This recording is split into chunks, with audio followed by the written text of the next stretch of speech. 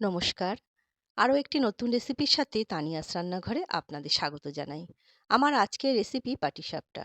সন্দেশের পুর আর নারকেলের ছেই দুরকমভাবেই আমি পাটিসাপটা করে আজকে আপনাদের সঙ্গে শেয়ার করছি। পাটিসাপটা তৈরি করার জন্য এখানে আমি নিচ্ছি ১ কাপ ময়দা, ওই একই কাপে নিচ্ছি ১ কাপ সুজি।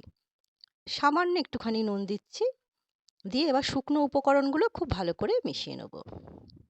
শুকনো উপকরণগুলো মিশিয়ে নেওয়া হয়ে গেছে। এর মধ্যে আমি 1/2 কাপ দিচ্ছি নলেন গুড়। আপনারা চাইলে চিনি দিয়েও করতে পারেন, তবে সেক্ষেত্রে চিনিটা গুঁড়ো করে নিতে হবে।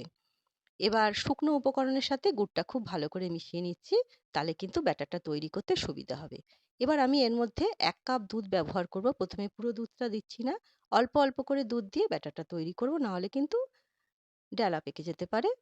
অল্প অল্প করে দুধ দিয়ে ব্যাটারটা কিন্তু আমি তৈরি করে নিচ্ছি। ব্যাটারটা তৈরি করে নেওয়া হয়ে গেছে। ব্যাটারটা দেখুন ঠিক এরকম হয়েছে। এবার আমি ঢাকা দিয়ে রেস্টে রেখে দিচ্ছি যতক্ষণ না আমি নারকেলের ছেইটা তৈরি করছি। এখানে একটা নারকেল আমি কুড়িয়ে নিয়েছি। এবার আমি এর মধ্যে 1/2 বাটি আখের গুড় দিচ্ছি।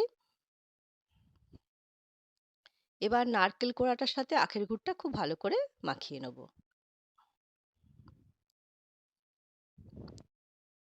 খুব ভালো করে মাখিয়ে নিলাম।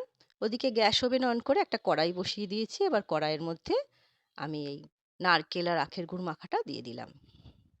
গ্যাসের ফ্লেম মিডিয়ামে রেখেই অনবরত নাড়াচাড়া করে নারকেলের ছেইটা আমি তৈরি করে নিচ্ছি। এর মধ্যে অনেকেই ছোট এলাচের গুঁড়ো দেন, আমি দিলাম না। কারণ গুড়ের যে গন্ধটা সেটা অনেকটাই চলে যায়, তার জন্য আমি এর মধ্যে কিছুই ব্যবহার করলাম না। নারকেলের ছেইটা তৈরি করে নেওয়া হয়ে গেছে। এবার আমি একটা ডিশের মধ্যে ঢেলে নিলাম। নিয়ে এবার একটু ঠান্ডা হতে দিচ্ছি।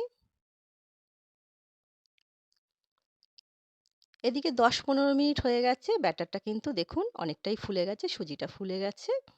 এবার আমি এর মধ্যে জল ব্যবহার করব। আমি ১ কাপ দুধ আগে ব্যবহার করেছিলাম। এবার অল্প অল্প করে জল দিয়ে ব্যাটারটা তৈরি করছি। কতটা জলের প্রয়োজন পড়ছে সেটা আমি আপনাদের জানিয়ে দিচ্ছি। ব্যাটারটা তৈরি হয়ে গেছে। এখানে আমি 1/2 কাপ জল ব্যবহার করেছি। দেখুন ব্যাটারটা ঠিক এরকম হবে। খুব পাতলাও না, খুব ঘনও না। ঠিক এরকম একটা ব্যাটার প্রয়োজন আছে। ব্যাটারটা একদম রেডি হয়ে গেল পাটিসাপটা তৈরি করার জন্যে। এদিকে গ্যাস ওভেন অন করে একটা ফ্রাই প্যান বসিয়েছি। ফ্রাই প্যানটা হালকা গরম করে এবার বেগুনের বোটার মধ্যে একটা সর্ষের তেলের মধ্যে বেগুনের বোটাটা চুবিয়ে হালকা করে পুছে নিলাম। এবার ১ হাতা ব্যাটার দিয়ে এভাবে হালকা হাতে ঘুরিয়ে দিচ্ছি। এই পর্যায়ে কিন্তু গ্যাসের ফ্লেমটা আমি মিডিয়ামে রেখেছি। আমি সন্দেশের পুর দিয়ে পাটিসাপটাটা তৈরি করছি। আপনারা চাইলে কিন্তু ক্ষীর দিয়েও করতে পারেন, আর নারকেলের ছেই দিয়েও আমি তৈরি করব, সেটাও আমি আপনাদের সঙ্গে শেয়ার করছি। এবার দেখুন হালকা হাতে উল্টে দিচ্ছি। পাটিসাপটা কিন্তু কালারটা খুব সুন্দর এসছে। মাপ যদি ঠিক থাকে তাহলে কিন্তু পাটিসাপটা তৈরি করা খুবই সহজ। তৈরি হয়ে গেল সন্দেশের পুর দেওয়া পাটিসাপটা। আর কিন্তু আমি কোনোভাবে এর মধ্যে তেল দেবো না। এবার আমি প্রত্যেক কটা পাটিসাপটা কিন্তু তেল ছাড়াই তুলবো। আরেক হাতা ব্যাটার আমি দিয়ে দিলাম, দিয়ে হালকা হাতে ঘুরিয়ে দিচ্ছি। এবার আমি এর মধ্যে নারকেলের ছেই দিয়ে করব। ওপরটা একটু শুকনো হয়ে এলো, এবার নারকেলের ছেইটা দিচ্ছি। আগেকার দিনে কি হতো, মানুষের একটুখানি এঁটো কাটার বিচার ছিল, তার জন্যে চালের গুঁড়ো দিয়ে পাটিসাপটা খুব একটা বেশি তৈরি করা হতো না, কারণ যখন ইচ্ছে মতো খাওয়া যাবে না। তখন এই ময়দা সুজির পাটিসাপটাই কিন্তু বেশি ব্যবহার হতো। এর মধ্যে কিন্তু চালের গুঁড়ো দিয়েও আপনারা পাটিসাপটা তৈরি করতে পারেন।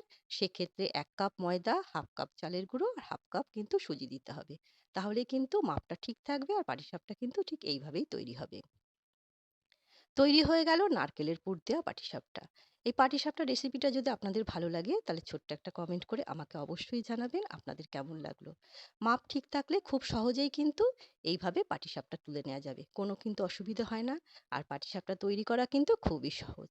আজ তবে এই পর্যন্তই। দেখা হবে পরের একটি নতুন রেসিপির সাথে। সবাই সুস্থ থাকবেন, ভালো থাকবেন।